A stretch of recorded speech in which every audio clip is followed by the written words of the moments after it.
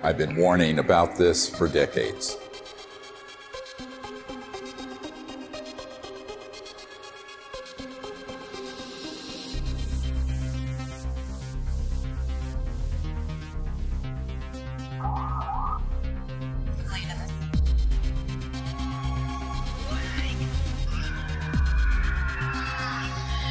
No, not that. This.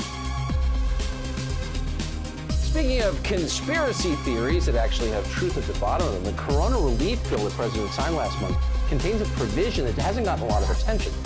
It directs the Director of National Intelligence, in consultation with the Secretary of Defense and the heads of other agencies, to disclose what they know about UFOs within 180 days. So what are they going to tell us?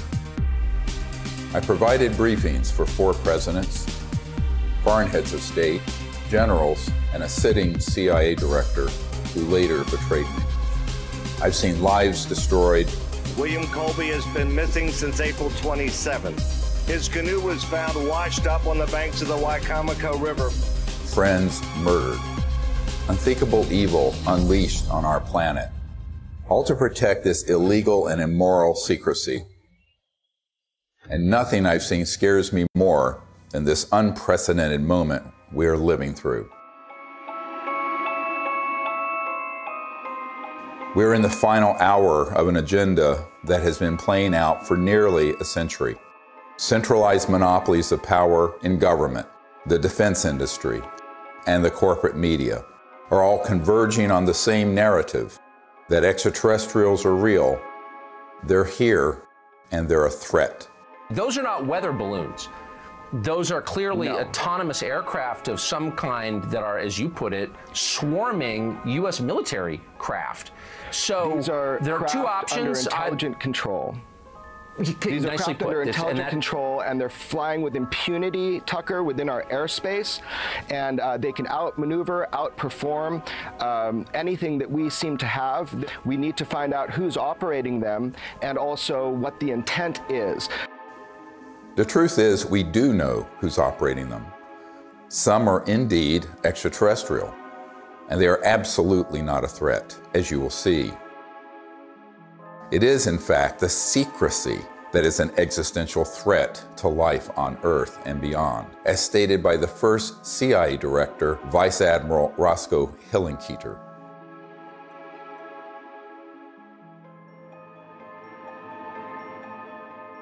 In 2020, I was asked to brief the President and Vice President on a situation that completely spiraled out of their control.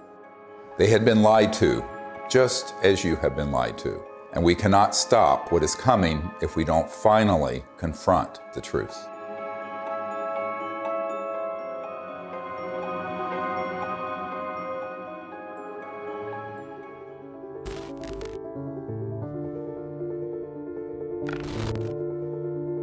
This may be one of the most important photographs ever taken. A dissection of an unknown humanoid from sometime in the 1920s.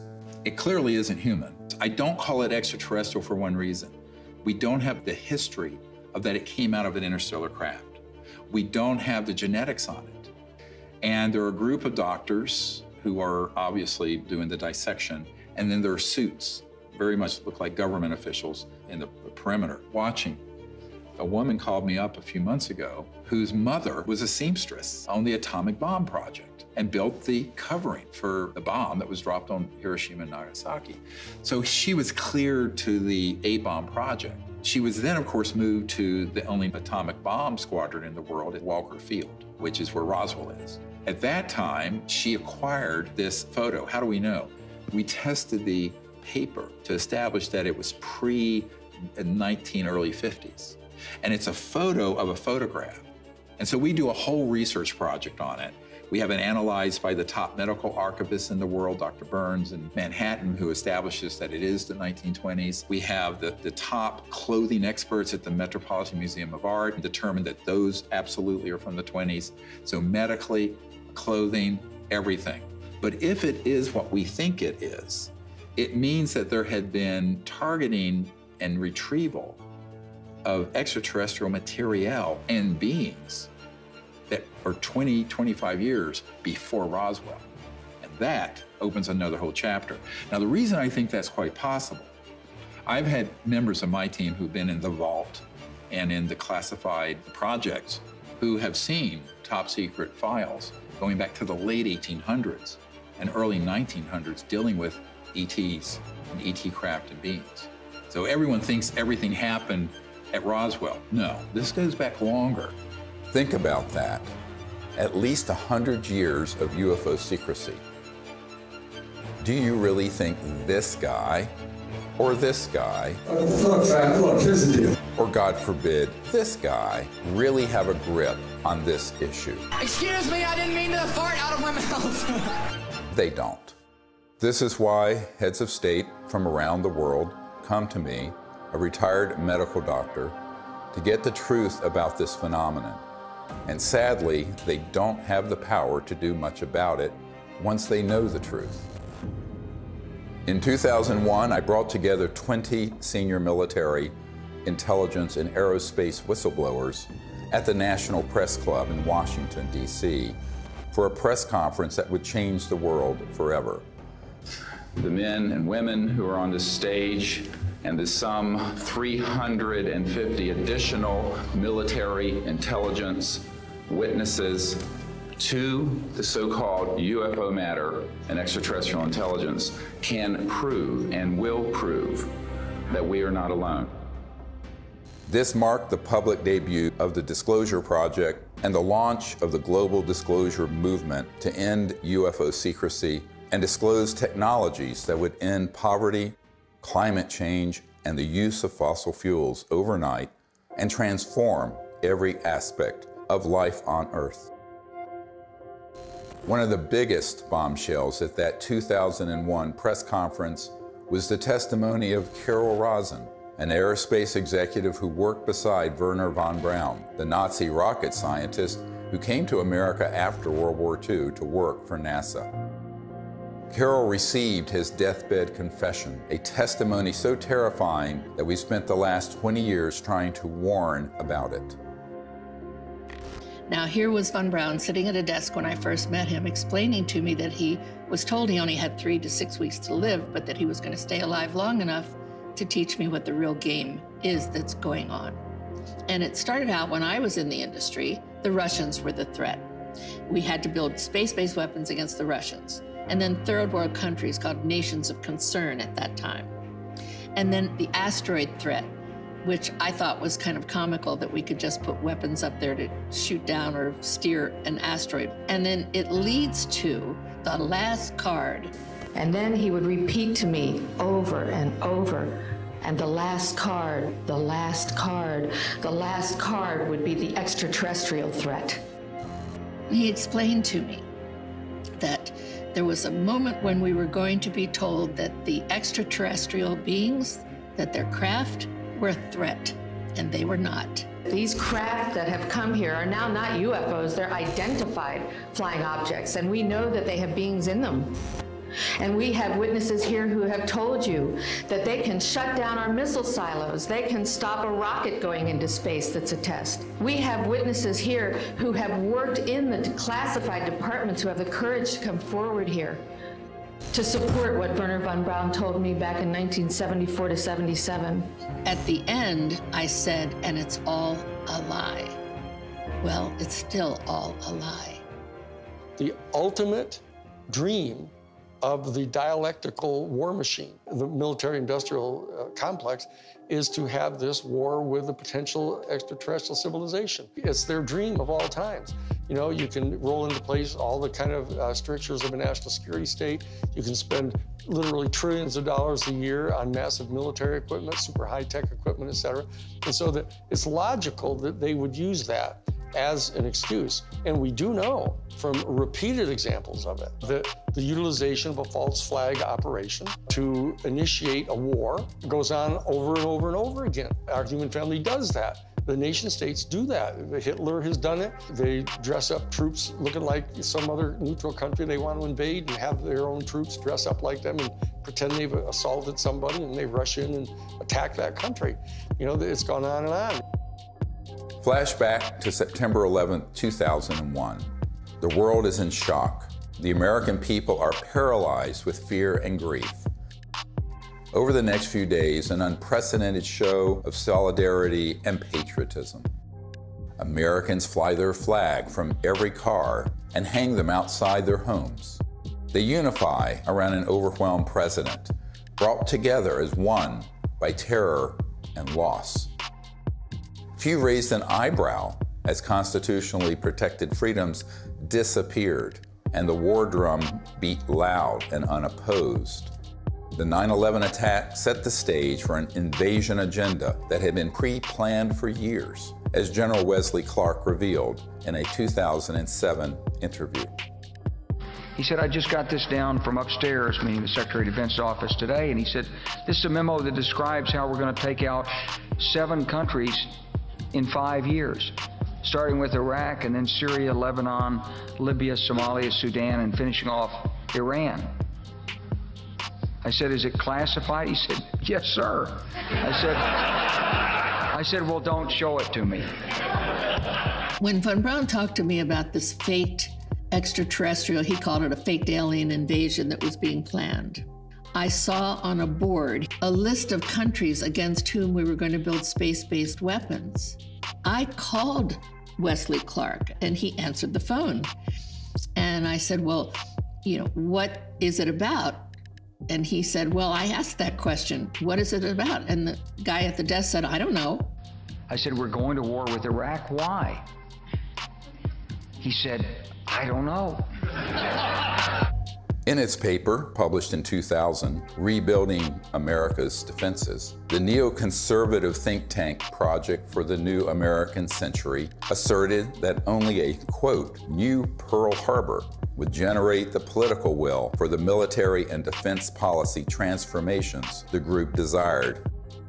Indeed, these traumatizing events are always planned or hijacked in order to manipulate perception and manufacture consent for military action and the theft of our wealth and liberty. George W. Bush, Dick Cheney, and others had decided to go to war with Iraq long before Colin Powell gave that presentation. I feel like it was the lowest point in my professional and personal life that I had a hand in managing it. But we've come a long way since the 9/11 attacks. That same document that called for a new Pearl Harbor goes on to describe how we need to put weapons in space, and even predicts the creation of the Space Force. For a complete fascist takeover, the men behind the curtain will have to play their final card, a cosmic 9/11. This temptation to generate a false flag attack on the part of some extraterrestrial civilization, you know, you even hear people like Ronald Reagan make reference to it. Perhaps we need some outside universal threat to make us recognize this common bound. I occasionally think how quickly our differences worldwide would vanish if we were facing an alien threat from outside this world.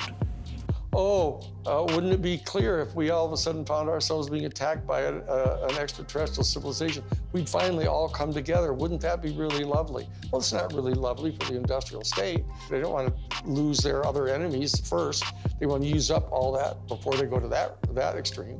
The last card was the most profound experience I had in my whole life. And I accepted the mission. And until Stephen Greer picked me up and talked me into going to the Disclosure Project, when I had just about given up, that's when I saw that there were other witnesses to what's going on, to the truth, to the facts. When she told me what Wernher von Braun had said, it didn't surprise me, because I had previously met with a number of people in the defense industry and in the intelligence community who had already told me that there was such a plan and that it could be actuated at any moment. And that was one of the long-term agendas, was keep the technologies away so we can maintain our industrial base of fossil fuel and all this. When we're ready to pull the trigger on releasing this information, spin it in the direction that benefits the foxes guarding the hen house, the people holding these secrets. But it was interesting to hear that all the way back in the early 70s that he had been warning her about this. And we know that those systems were developed actually in the late 40s and 50s. Truth seekers who explore the wonders of the ET phenomenon walk an extremely dangerous path. Most get sucked into the gravitational pull of the black hole of disinformation, where lies about the UFO cover-up and about ETs themselves poison the minds of even the smartest and most well-intentioned investigators. These lies include ETs are demons. It's all interdimensional, not extraterrestrial. We don't have man-made UFOs. Aliens are abducting people. And the worst one of all, aliens are a threat. Therefore, we need to build weapons in space. If we cannot commit to no weapons in space, to no war in space, then we're going to continue to have wars on Earth, and we're going to continue at the accelerated pace that we're in right now towards our own human extinction. One of the difficult things of the last 6 months was that I learned that the same group that had been feeding false information to the public through TTSA had their counterparts that had been going into the president's office providing some information, but a lot of disinformation. So the way really good counterintelligence works, or disinformation works, is that at the core of it, there's some truth.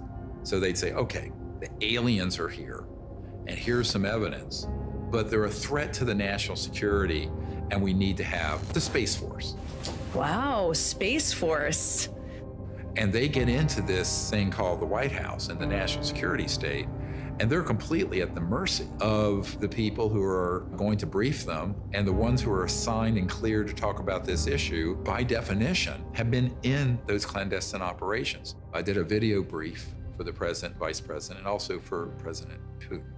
Now, the problem is, by the time I had good access, they had already been, unfortunately, quite brainwashed on this, had already taken policy steps that included the Space Force creation and what have you, and then we were running up against the election. One thing is clear, is that the normal constitutional channels that you would think would be in control of that aren't.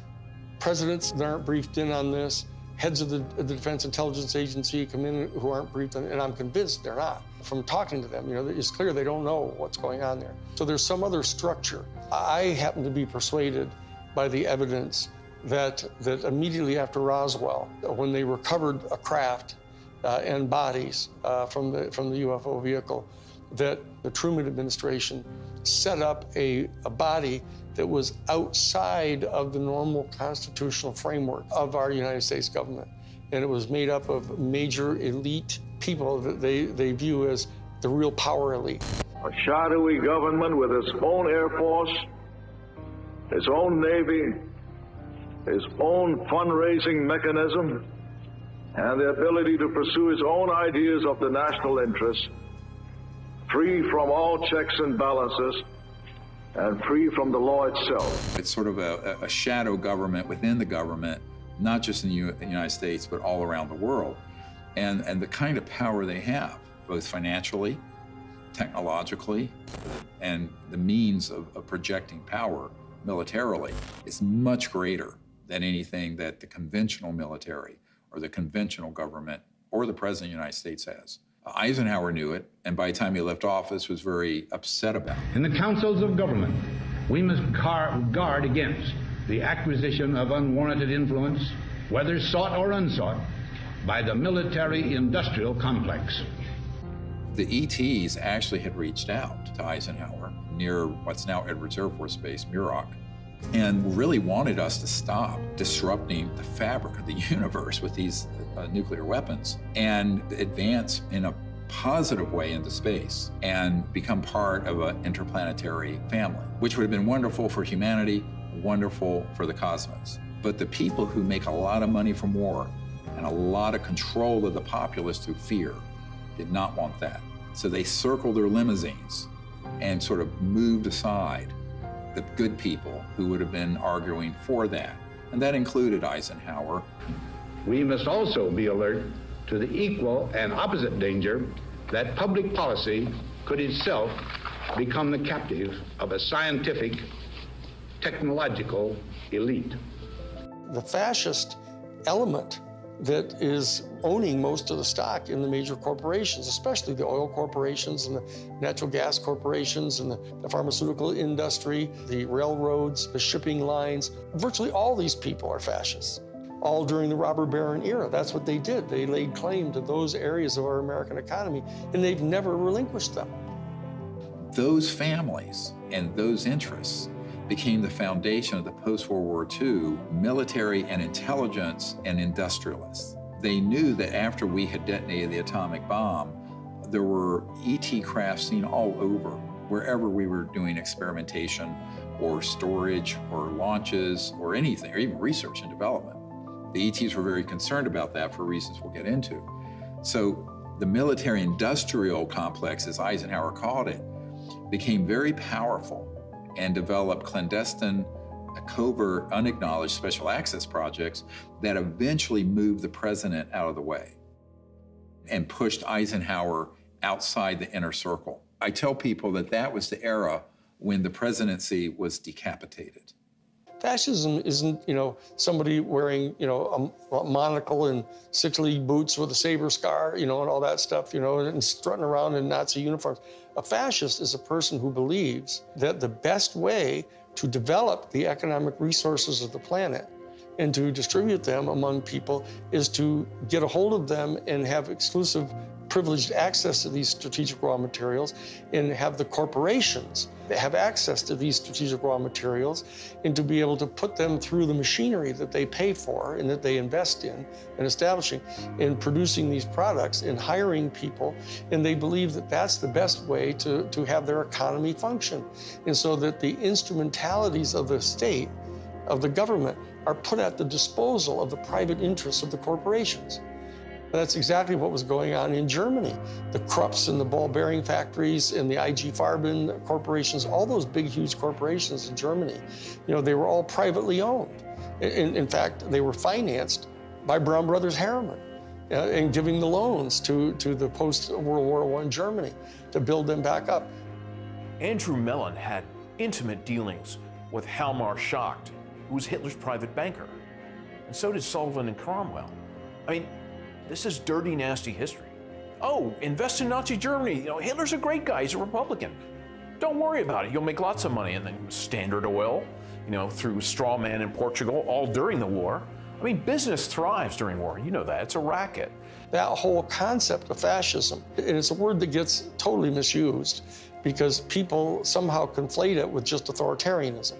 But it's a very narrow definition, and it's an accurate definition of what it was that the Central Intelligence Agency was doing, actually promulgating the private interest of the major corporations. And they were putting at the disposal of the interests of those corporations all the instrumentalities of the United States government, most importantly, the military and their intelligence operations and their covert operations. We're keeping the oil. We have the oil. The oil is secure. We left troops behind only for the oil. Because they basically believed that what's good for General Motors is good for America.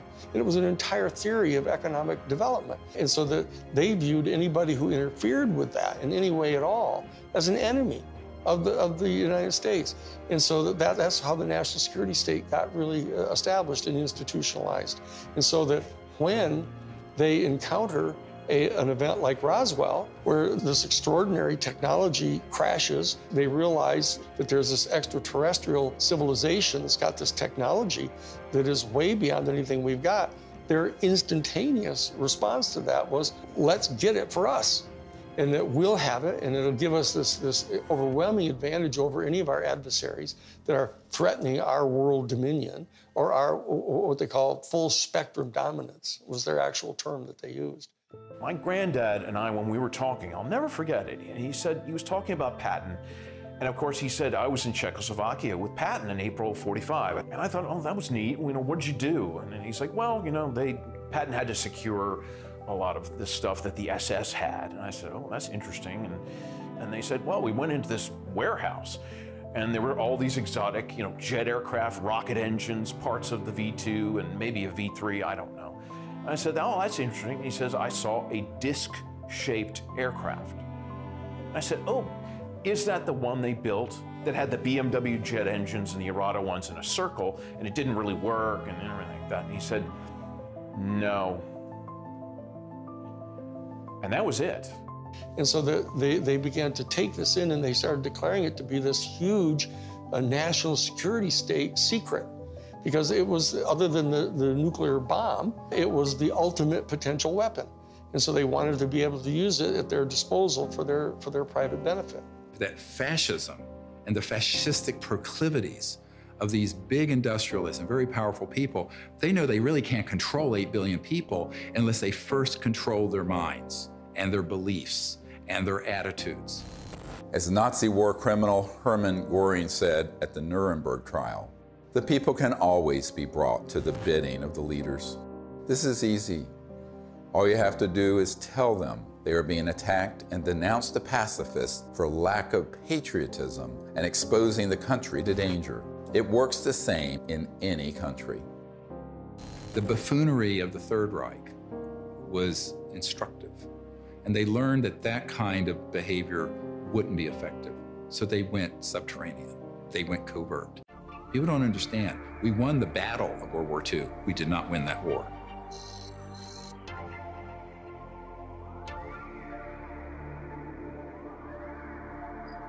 My name is Paula Harris. I'm an international investigative journalist in the area of UFOs. I've been working in this field since 1979. When I was living in Italy, I was reading in a journal that two little boys, they called them Indian boys, had been present at a crash near Socorro, New Mexico.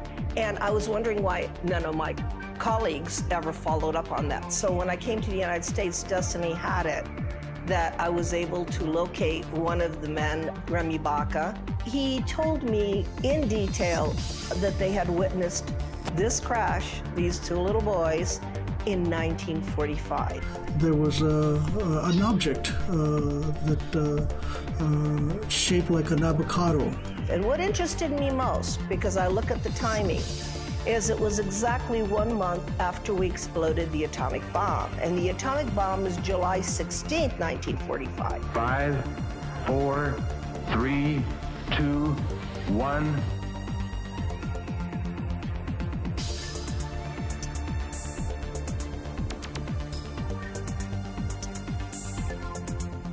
And they actually went up to the crash site and saw 3 beings. They were tall and thin, they had long arms. They said they looked like a standing fire ants. One of the witnesses said he thought they were hurt because they were screaming. And the witness was 9 years old, so he wanted to go in and help them. I had this feelings that were being projected from them to me through my mind. I could feel what they were feeling, pain, anxiety. They were far away from home. They were lost. They were hurt. And I could feel that. And I could see all kinds of pictures in my mind that to this day I have not been able to figure out what they were. So why it's important is we have 2 witnesses. It happened August 16th, 1945.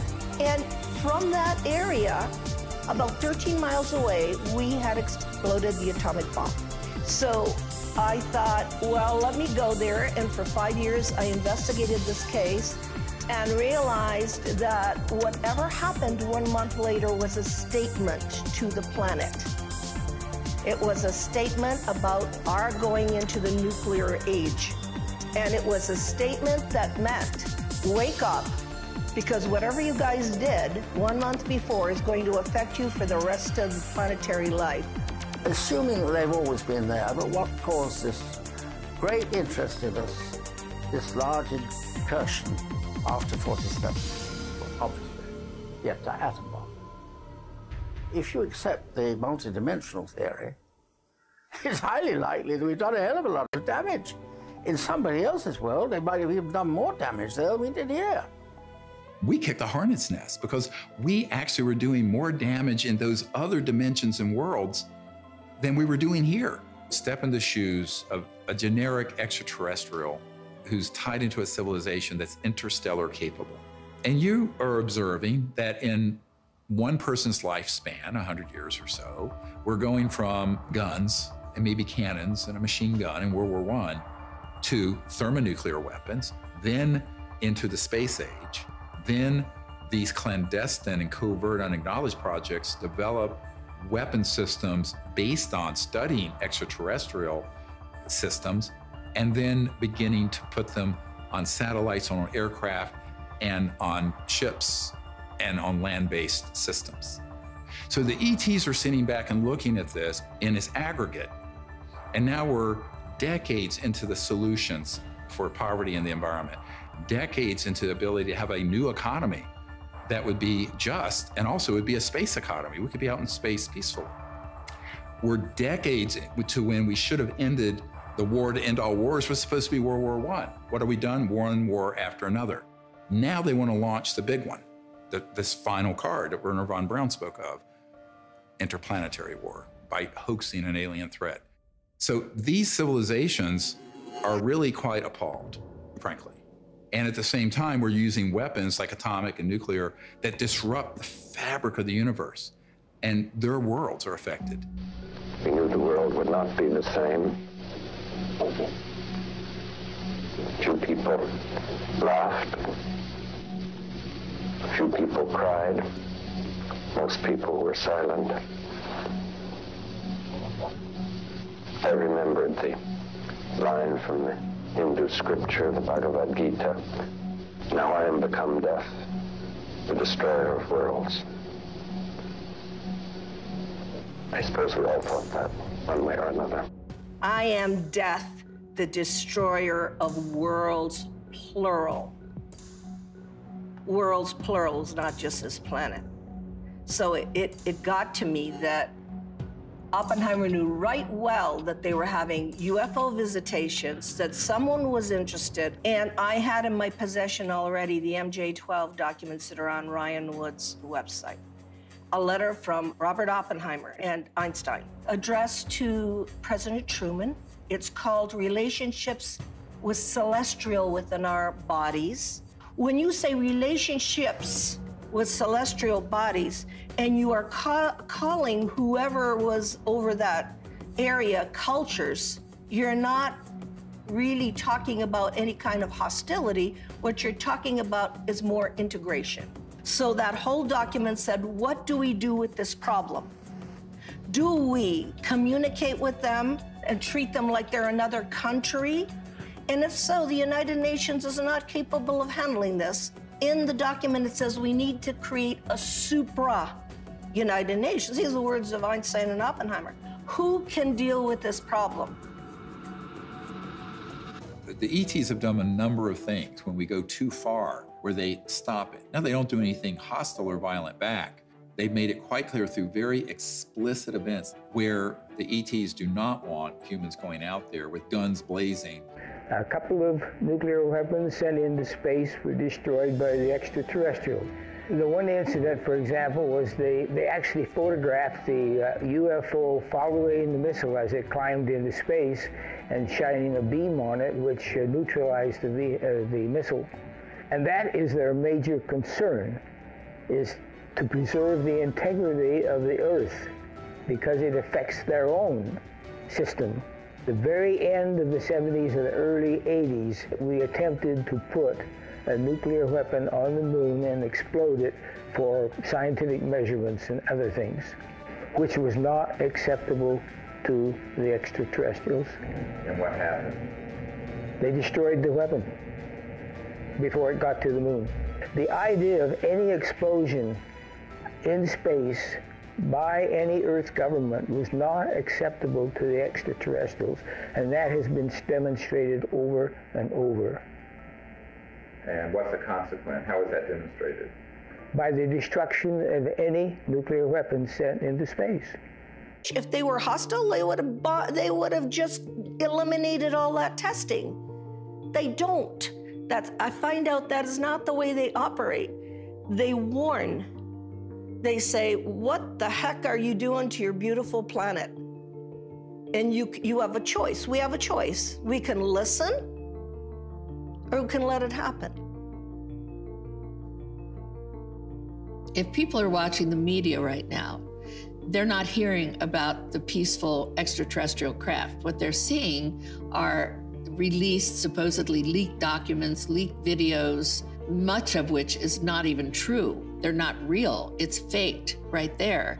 And it's being presented in a format that is to cause fear, to make us see the crafts and the beings as enemies. There's no question whatsoever that the elite that are in charge of the national security state infrastructure, both the official infrastructure and the unofficial infrastructure, are in fact not only fascistic in their economic vision, but they're racist. So I'm telling you, when you see the documentation that goes on inside the Third Reich, in the courses that they were teaching at the thing called the Ordensbergen.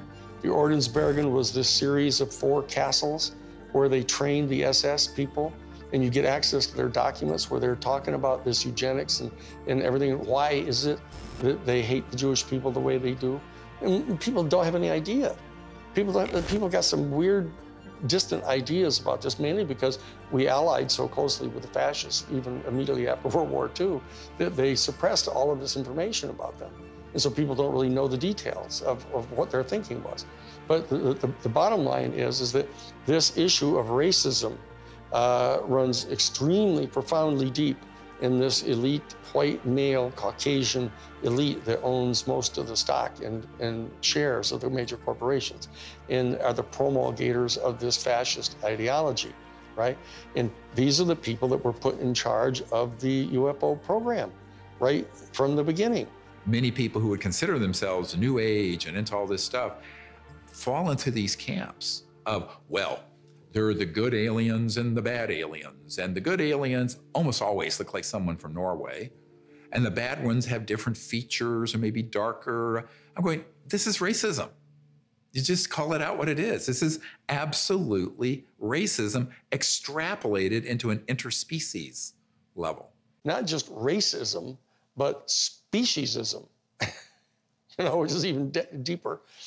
We have to try to overcome this. We have to train ourselves. They're hoping that we as humans evolve out of this mindset of ingrained racist tribalism and not go down the path that these covert interests want us to do and extrapolate into space, push out into space the racist world we've had. I call it exo-racism.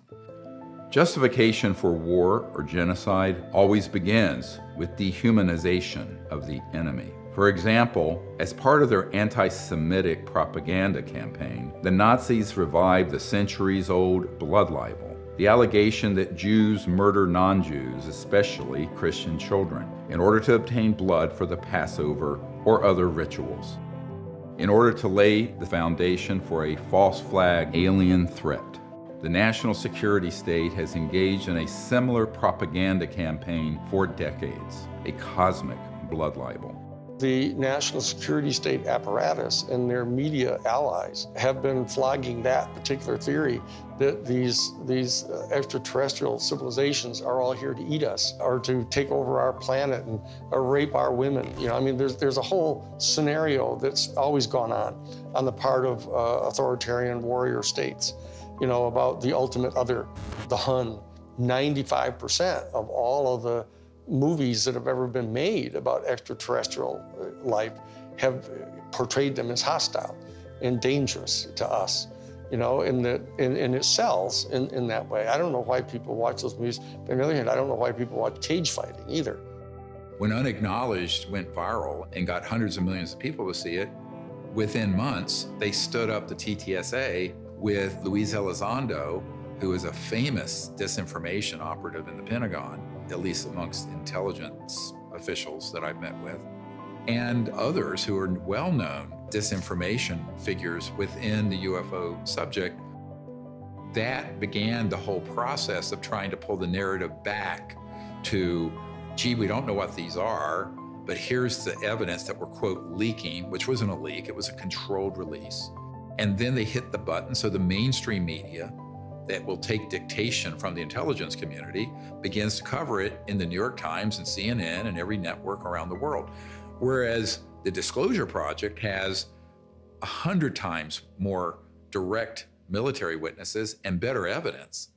And they wouldn't touch it because it doesn't have the threat narrative attached. It doesn't have the agenda attached. The UFO threat is being exposed by this former Defense Department official. There are unidentified vehicles violating U.S. airspace with unknown intentions and extraordinary capabilities being encountered by U.S. military personnel. We don't know where they're from. Chris Mellon, descendant of one of America's most influential families, oversaw the budgets for some of the military's most top-secret weapons programs. I think there's a reason they picked a Mellon. This is a tradition in our family. You know, as you said, the Mellons were the first family of intelligence that will go along with, you know, we need to do this for the good of the country. You know, yes, you gotta lie and do whatever you have to do, but, you know, this is what we need to do. And they'll just do it. I mean, I'm not gonna, you know, stay silent when members of my family lie to the American people. I won't do that. It's one thing for my dad, you know, in the old days, to get up there and do some mild fibs about, you know, highways. This is not. You're messing around with the survival capability of the human race. Correct. I mean, that's not an overstatement. Right. This is deadly serious. It's not funny. I know from direct conversations with Lou and with Chris that they know that the major military authorities with whom they've had very close communications realize that if, in fact, the extraterrestrials were hostile in their intent toward us, they could have done anything they want to do. They can come and go at their pleasure. And so that in that regard, they do not constitute a clear and present danger to our national security. But they also know that they're in the habit of getting their funding for all of their entire organizations, et cetera, by flogging a threat. And so that they're inclined to do that because the simple fact is they don't trust the people in Congress. They think the people in Congress are so Pavlovian in that they, in fact, distrust their constituency so much that they have to scare them. And so they say, well, if we're going to be able to justify having hearings about the UFO issue, we're going to have to tell our people that, you know, oh, they're a potential threat to us. And so therefore, they're conning their own constituents. And then they are getting conned by the military-industrial complex because they don't trust them either. And this is a question of integrity. That as long as people are not trusting each other and they're conning each other, you know, this is dangerous. This is how wars start. This is how people lose control of the narrative of what's going on here. Those of us in the CE5 community, et cetera, need to establish some kind of level of discourse with Lou Elizondo and with Chris Mellon. All they have to do is know that we're obviously sophisticated enough to know that what they're saying publicly, they know isn't true. We have to be able to establish diplomatic relations with our own people if we're going to establish diplomatic relations with an entire extraterrestrial civilization. And so that we can't just degenerate into the same kind of low consciousness bullshit, you know, that we're afraid of. The facts about UFOs are so much stranger than the lies that you discredit yourself simply by telling the truth, especially when it comes to so-called alien abductions. Perhaps the most devastating aspect of the cosmic blood libel is the hoaxing of alien abductions by humans in order to create a culture of fear towards extraterrestrials. Dozens of insiders have confessed this secret to me, but it wasn't until 2016 that I was able to get one of them to say so on camera. We did do that, yes. OSI did that. There was a special group out of the 7602nd Air Intel Wing at Fort Belvoir that came out and did that. They had these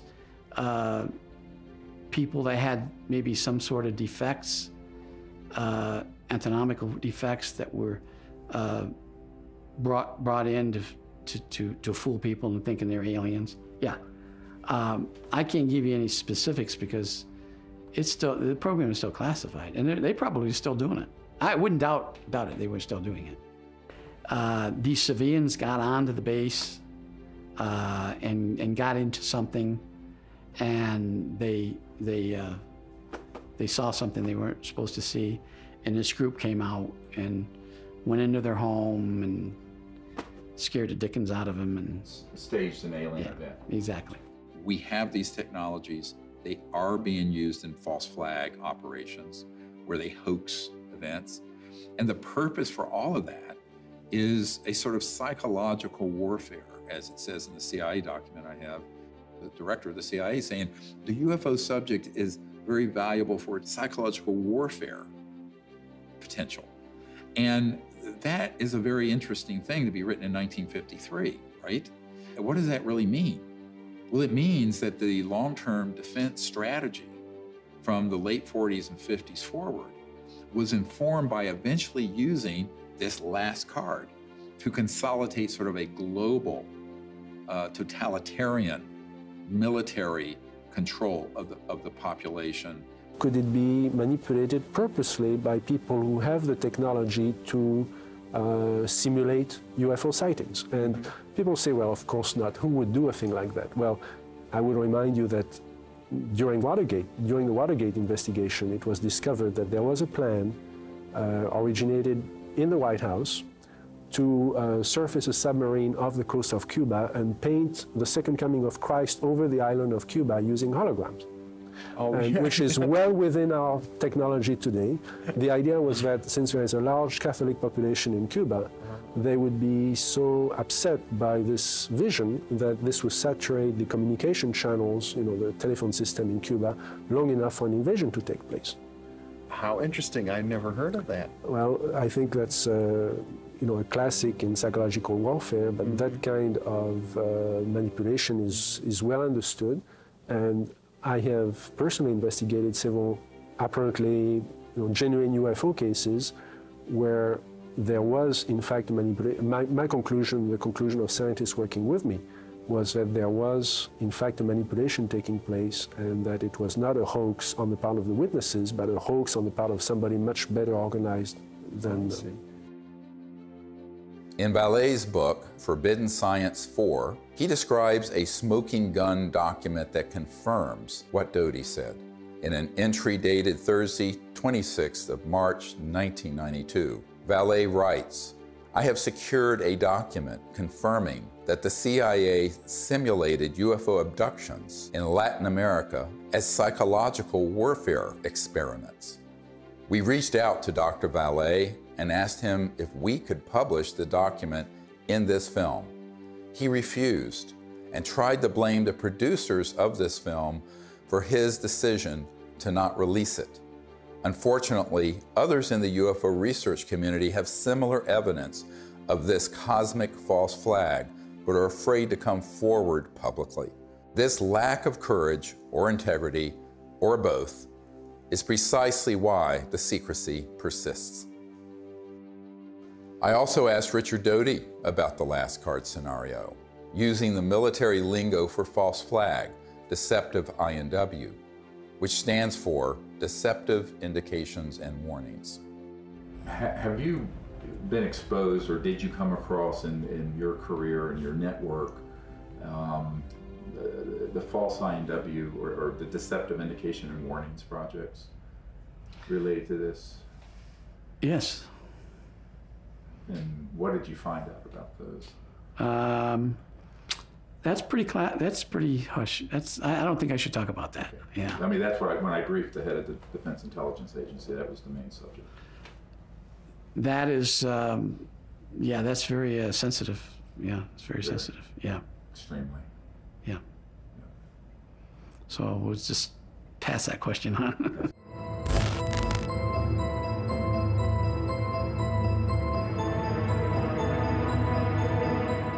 Colonel Corso was given the job by General Trudeau for the Army in research and development. of foreign technology, but the foreign technology is really foreign. I mean, it's so foreign, it's out of this world. And he explained to me that he had something called a nut file, of which he had fiber optics, high tenacity fibers. He named the things physically that he had there. He knew they came from extraterrestrial crashes or extraterrestrial materials they had recovered. And it was his job to take them to big companies to be back engineered. Now, in Colonel Corso's time, it was 1960, but this had been done way before 1960. These were extraterrestrial artifacts that had to go into industry. So for the first time in my naive years of research, I realized why the secret was secret. I always thought it was about, you know, everybody would panic, then the religions would fall, and I had no idea this was going on. And ever since my association with Colonel Philip Corso, I realized what this is about. What this is about is the toys, the artifacts. And it's really about the industry. It is not about whether people would be scared or whatever. I think that the younger population and people that have studied this know that there is no danger. I mean, if they're not going to bomb you during the time you're doing the H-bomb tests in the Pacific, I don't think they're going to decide to come out of nowhere and bomb everybody or to have an invasion. There are too many times where we could have had an intervention that was hostile, and we never have, and we're the enemy. Hey, John, happy birthday. There's no way that I can, sugarcoat this. I was talking to a gentleman about the UAP report, and he contends the Pentagon has alien bodies and crafts. So I just wanted to run this past you. Does DOD have these things, and if so, where? Jeff, the UAP task force is really designed to take a look at these unexplained aerial phenomena, try to help us get a better understanding of them. Again, I'm not going to get ahead of the report that the DNI will submit, that we are helping, obviously, and providing input to, and I think I'll just leave it at that, Jeff. This exchange would have been unthinkable even a few months ago. And notice that he didn't deny it. There are three major lies of the current false flag disclosure of UFOs in the media. Number one, we do not know what UFOs are. Lie. Number two, the U.S. military does not have any aircraft that can perform in the way these UFOs maneuver. Lie. Number three, they are a threat to national security. Lie. The only threat to national security and world peace is the unacknowledged projects using man-made UFOs and other technologies to hoax alien events, period. And yet, we are inundated with messages about the threat to national security posed by UFOs.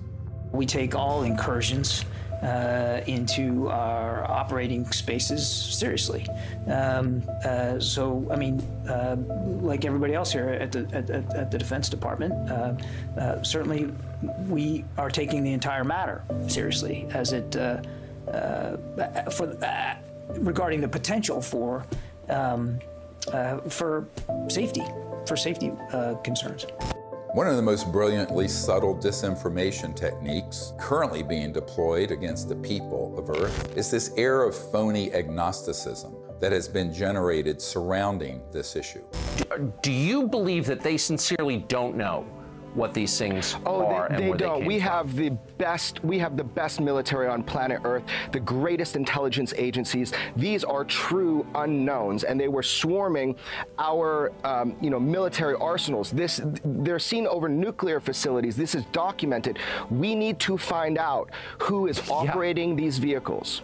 There's a certain studied agnosticism that the media is allowing to come out through these ufologists. For example, Nick Pope. I mean, we are under siege. It's like there's a war of nerves going on. And if this was drones belonging to a foreign adversary, there would be an absolute outcry. And yet, the situation we're in, that we don't know what these things are and they might even be extraterrestrial, that's worse. So I agree with Luis Elizondo on this. This is a potential catastrophic failure of intelligence. The same thing with people like Chris Mellon, whether he's been paid or not, he will get up there and say, well, we don't know what these are, we need to study them. There's a vital national security issue, which is that our sovereignty is being violated by vehicles of unknown origin. Chris and I have met, we've talked about all this stuff. I think the TTSA program was a little goofy with Tom DeLonge. This is a mechanism to change the way the government acts. You're going to see us dealing with the Senate, us meeting with the intelligence services of other governments, and everyone is coming out of the woodwork and saying, this is real, we got to do something about it, and it very well could be a threat, but we can't put our head in the sand. Former Blink-182 frontman Tom DeLonge launched To the Stars Academy, or TTSA, supposedly to bring scientists and whistleblowers together to advance the disclosure of UFOs. In reality, this was a thinly veiled front group for the Defense Intelligence Agency, staffed with notorious spooks like Jim Semivan, the former head of covert operations domestic for the CIA. All of a sudden, the same media outlets that historically ridiculed this subject started fawning over DeLonge and his entourage of disinformation agents, and always with the specter of an alien threat. Hal Puthoff was soliciting me for funds for his quantum communication thing, which I think the Navy has had for 30 years. So there's a lot of disconnects going on. And of course, they've left that TTSA program, and I don't blame them. I think it was a shit show. And some type of CIA, quasi-psyop, something. And I don't think anybody was really excited about it. And when they say, this is a mystery we need to solve, that is not true. As you and I know, the US military, especially the Navy, has reams of information on every shape of craft, where it's from, who's driving it, what they're up to, Forget it. It's just been going on for 70 years. The military-industrial complex is not stupid. Neither are the branches of the military. They know exactly what's going on. I think Chris means well. I really do. I don't think he's one of these guys, that's going around here, I'm going to fool the public and get paid for it. He doesn't need the money. I don't need money. We don't need fame or money. That's the last thing a Mellon wants. I'm telling you. And of course, TTSA even had a Lockheed Martin Skunk Works engineer who said, we need more money to study this because we don't know how these operate. In 1984, I got my chance to go to the Skunk Works. I'm working on things that defy imagination. Meanwhile, we published a letter that was written to Ben Rich, the head of the Lockheed Skunk Works. And the person writing was a friend of Ben Rich and said, are these UFOs ours or extraterrestrial? And Ben Rich writes back, they're both. He acknowledges that they are both extraterrestrial and ours. Now, this is not some ufologist. This is the head of the Lockheed Skunk Works, the premier aerospace engineering entity arguably in the world. Another man exchanging letters with Ben Rich was military aerospace historian James Goodall, who was Rich's pen pal and confidant for 25 years. I met Mr. Goodall in April of 2021 at the 20th anniversary of the Disclosure Project, which we celebrated in Scottsdale, Arizona. He was dying of esophageal cancer. This is the mid-90s. He'd already retired from Lockheed. And I tracked him down. He was at USC Medical Center near the end of his life. And we were talking about John Andrews and some other stuff, and we started talking about UFOs.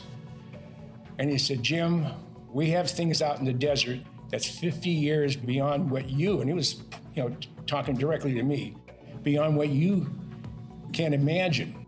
And if you've seen movies like Star Trek or Star Wars, we've been there, done that, or decided it wasn't worth the effort. I said, Ben, you want to expand upon that? And typical Ben response was, no. The first time I realized that some of these vehicles were actually man-made was when I met aerospace illustrator Mark McCandlish, who testified at the Disclosure Project press conference about a highly classified air show at Norton Air Force Base, where reverse-engineered flying saucers were unveiled for those with a, quote, need to know.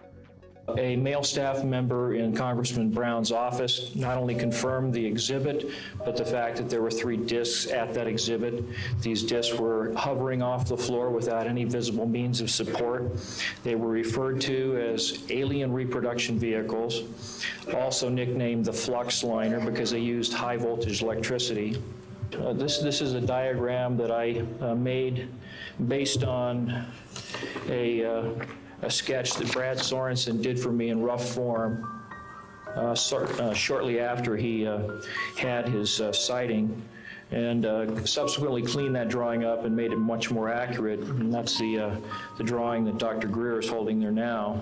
Later on, I obtained photographs that were taken in 1967 by a military pilot, Harvey Williams, flying a C-47 for the Air Force at 12,000 feet, approximately 25 miles southwest of Provo, Utah.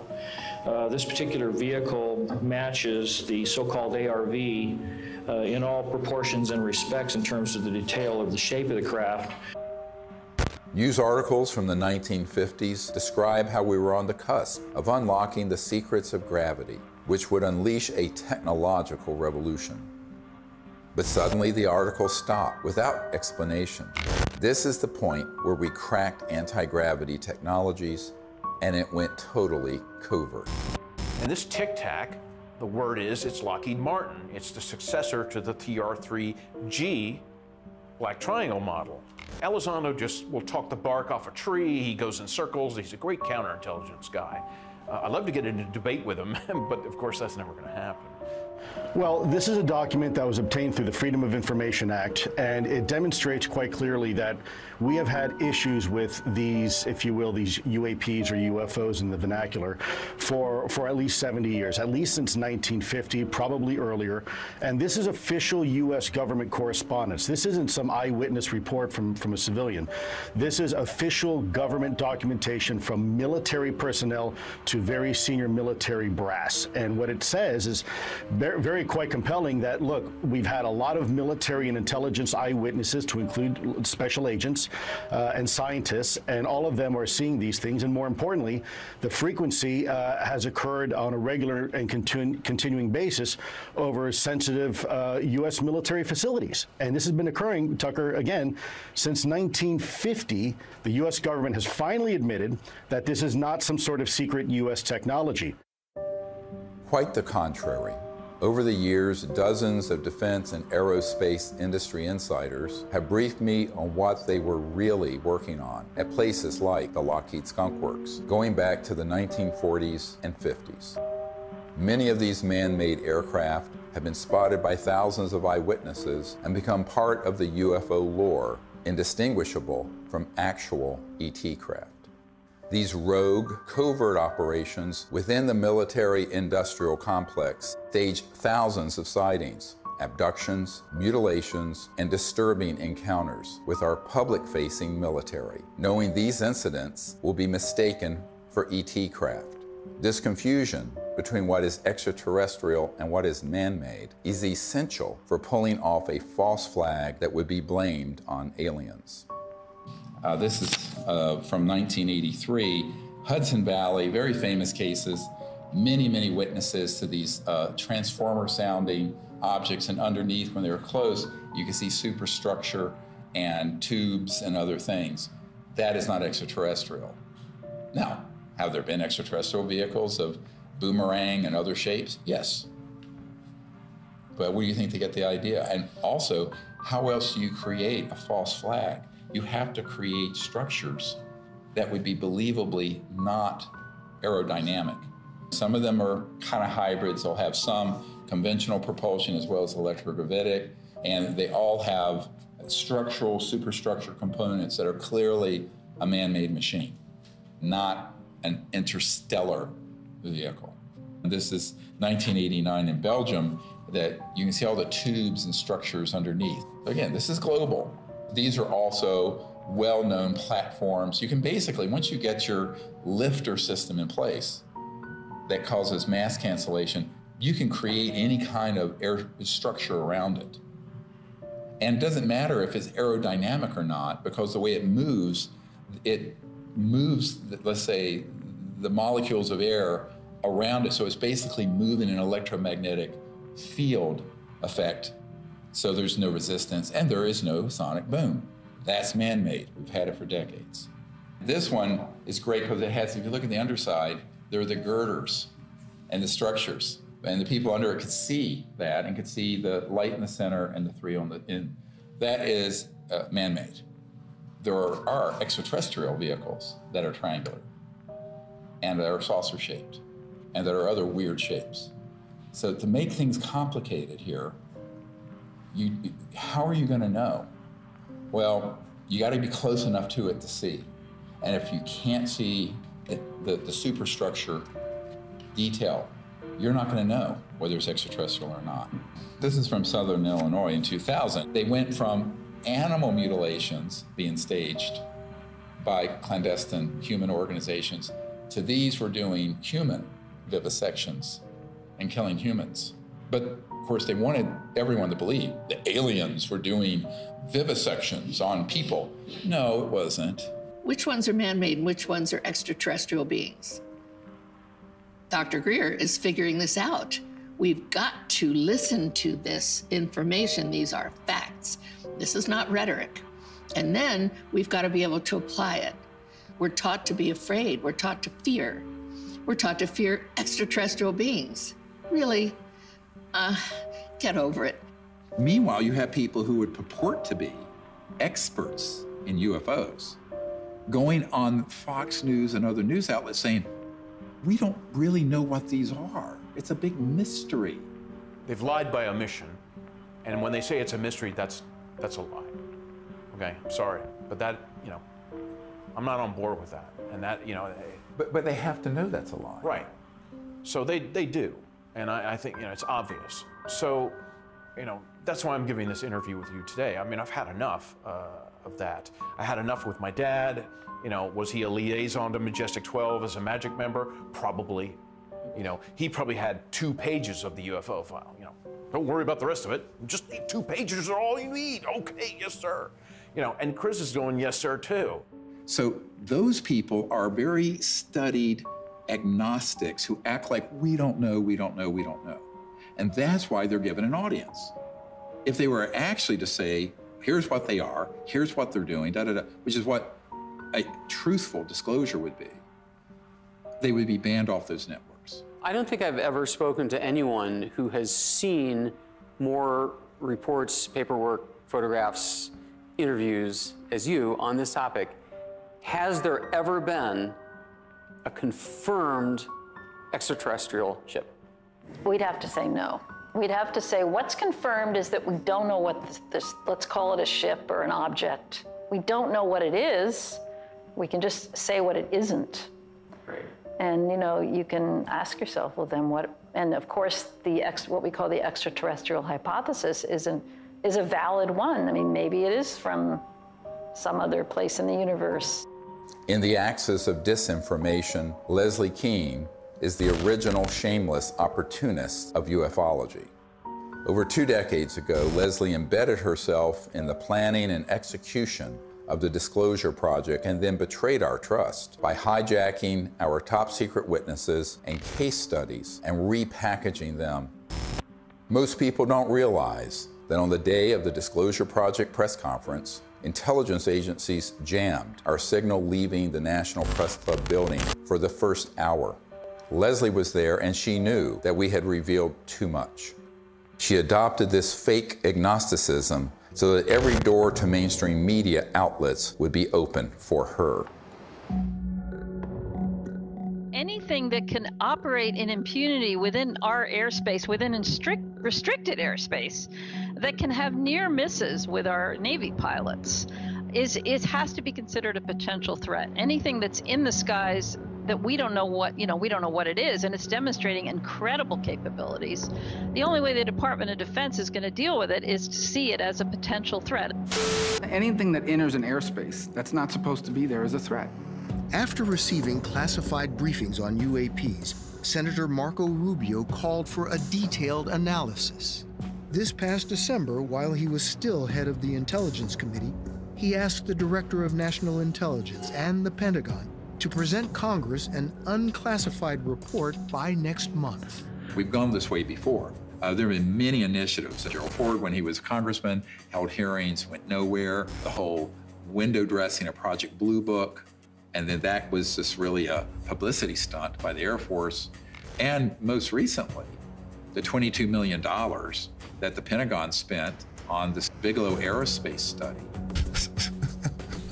I had a Zoom meeting this summer with General Herbert, the chief advisor to Senator Harry Reid, and they authorized this funding. After spending $110 million, maybe more than that, because it was a 6-year-long program, where's the beef? What's the results? That money went to Robert Bigelow, who was in Nevada. And he's a buddy of Harry Reid's, right? Right, who was chair of that committee. UFO proponent, exactly. Thinks they've definitely come here many times. Right, so, you've spent $100+ million gathering information, and what did you do with it, outside of, collecting a couple of videos? The people in that circle around Mr. Bigelow and Bigelow Aerospace were all operatives of these unacknowledged special access projects. They made sure that those $22 million were the equivalent of opening a toilet lid, putting the money in and flushing it. And so what General Herbert said to me is that even in the meetings in the Senate classified SCIF, Secure Communication Information Facility in the Senate, all they got was like a 40,000-foot view. He was an Army pilot. And no detail, no nothing. And I said, yes, that is what was done, and was done on purpose. And so there was a pretty sizable budget for this program. What did they find? Well, I mean, basically what they did with that budget is a lot of different research to try to document what was going on, to try to understand the physics behind how the objects, move around, and then to just keep records of what they were observing. But they haven't been able to find what they are, where they're from, or anything like that. And I said, do you feel they were holding back? He says, oh yeah, a lot. And we were very angry about it. Ultimately, the reason that $22 million grant wasn't renewed is that he and others realized they were being zoomed. They were being deceived and getting nothing out of it. It remains to be seen if they get anything out of this mandatory Director of National Intelligence and Office of Naval Intelligence report that's going to go to the Congress. I think that the more information that's in it, it could be even more dangerous than nothing, because I think they will cherry pick cases that they will spin as evidence of a national security threat. And that's what's been ramping up in the media. So my concern is we need to get ahead of that curve and release to the public this information with the evidence and everything we're presenting, so that people at least ask the critical question. Is that report full and accurate? And is it even the truth? I think we need a lot of skepticism. If it's coming out of the US government or any other government and the mainstream media, until proven otherwise, it is cherry-picked information and someone has an agenda because they've hit the button, the go button with the mainstream media to cover it in a very specific way that does not redound to the benefit of the human race. Von Braun gave me the idea that we should have a bill in the Congress and it should have a matching treaty. Well, we did for a while, but in the Congress it didn't work, not in this country. So I went international. And international is where I found some intelligent life that was really willing to create an agreement, a treaty, to prevent the placement of weapons in outer space. Да, наверняка инопланетяне в той или иной форме и в том или ином образе присутствуют на планете Земля, потому что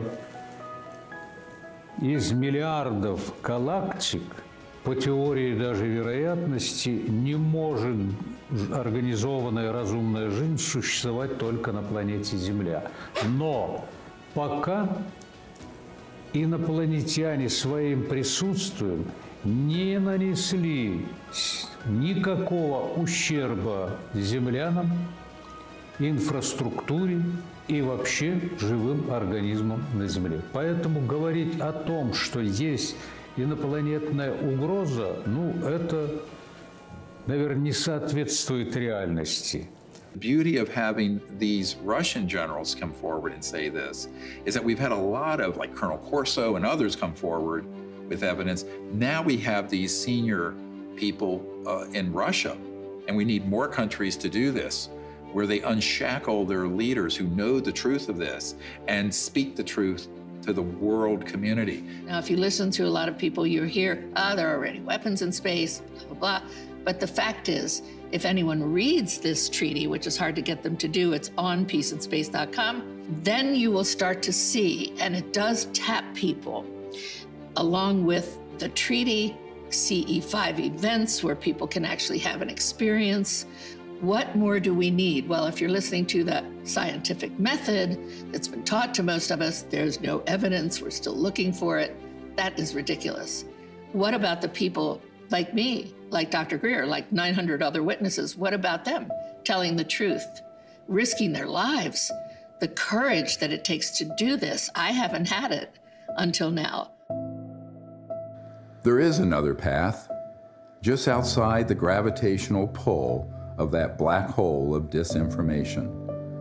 It's the path I've spent my whole life fighting for and protecting. It's the path that leads to enlightenment, world peace, and the realization of technology so advanced that to us, they would seem magical. This is the path of truthful disclosure and peaceful relations with our brothers and sisters from the stars. CE5, or Close Encounters of the Fifth Kind, is a set of protocols I developed to initiate peaceful contact with interstellar civilizations. It's easy enough for anyone to do, and it will absolutely transform your life. Millions of people are learning how to do CE5 by connecting with local CE5 groups or by downloading guided meditations in the CE5 Contact app. Doing that in the context of meriting citizenship in a galactic civilization is a very meaningful meme. To say, look, we need to work on ourselves. We need to elevate our consciousness. We need to hearken to the higher angels of our own nature, etc. That's all a dynamic that we do have control over. That's why I think the CE5 thing is so important, because that's the best way to get data, not to be speculating, from our own political ideology about what they might be like. We really have to have direct communication with these beings. The more, the better. That dual role of elevating our own consciousness and rising to the highest levels of the angels of our own human nature on the one hand, and reaching out to establish communion and contact with the extraterrestrial beings themselves are the two pathways that we have. And in dealing with the national security state, we just have to take whatever steps we can in the legislative realm to impose treaties to keep us from doing things like militarizing space and developing space weapons and all that kind of stuff. That's another third leg of this stool that we have to really do to exercise whatever kind of control we can have over the political realm. And that, I think, is the only way we're going to have not just world peace. World peace should have happened at the end of World War I. We have to have universal peace. At this point, world peace is too late.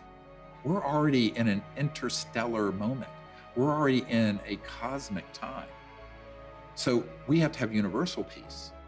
And universal peace comes from both our external policies and behaviors and from within, the great peace within, this state of universal consciousness. As we wrap up this film, we are seeing the threat narrative intensify by the day. Language like, "We need to stop trying to contact aliens," seems to confirm my long-held suspicion that CE5 would be blamed for a staged alien attack. Do not believe this lie. This isn't entertainment. This is our survival. I saw that Dr. Greer would never stop doing this until he took his last breath, and that he needed help with this. This is not about us. It's not about, fame, fortune, money. There's no money anyway in all this. It's about finding a group of people that have the same vision, but the most beautiful vision he has. And I've attended so many CE5s. is that he has found a way, a non-hostile way, to communicate with who's ever out there, because whoever's out there is depending on him to change this situation. So that, for me, is the most important. The CE5 protocols that everybody can do is going to make a darn difference. So for me, the Disclosure Project is a miracle. And it hasn't been easy. It has not been easy. Can I give you a hug? I love you. You just keep going. We're here. You just keep going, okay? I'll never leave you, so you just keep going. Do what you do. And do what you do the best, because if we don't do it, nobody's gonna do it. Do you understand that? Okay.